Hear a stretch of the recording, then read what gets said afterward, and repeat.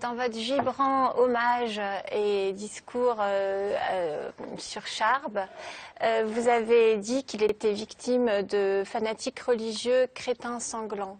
De qui parlez-vous? De ceux qui l'ont assassiné, qui sont des crétins sanglants. C'est qui? Ils ont des noms, des catégories? Nos adversaires. Oui, qui sont ces adversaires? La phrase, oui, les religieux qui prétendent... bon, j'ai dit crétin sanglant parce que c'est le mot qui m'est venu, il est frappant. J'aime bien que les mots fassent mouche. Je pensais à ceux qui l'ont assassiné, que je considère comme des crétins. Est-ce qu'il y a un mot qui est difficile à prononcer pour vous, le mot d'islamiste, parce que dans tout le discours que vous avez fait, vous n'avez pas prononcé ce mot. Est-ce que vous ne croyez pas qu'il est important de mettre des mots afin de pouvoir combattre l'ennemi et que si on ne le nomme pas, on ne peut pas le combattre? C'est votre avis, mais ce n'est pas le mien.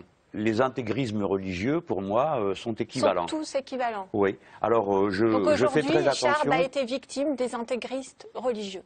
Oui, en effet. Les intégristes religieux utilisent des méthodes différentes suivant les endroits du monde et les religions et leur rapport à la société civile de notre époque. Mais bien sûr, je n'ai aucune difficulté à dire c'est l'islamisme radical. Je n'ai pas de difficulté à dire. Mais je ne veux pas participer à l'opération qui consiste à trier entre eux et trouver bienveillants et bienfaisants certains intégrismes, par exemple, qui peuvent s'exprimer dans l'État d'Israël par des sectes particulièrement violentes, qui par exemple gomment les femmes sur les photos, ou par rapport aux intégristes catholiques, qui à d'innombrables reprises ont proféré des condamnations contre les homosexuels, etc. Est-ce que les intégristes catholiques tuent les humoristes aujourd'hui?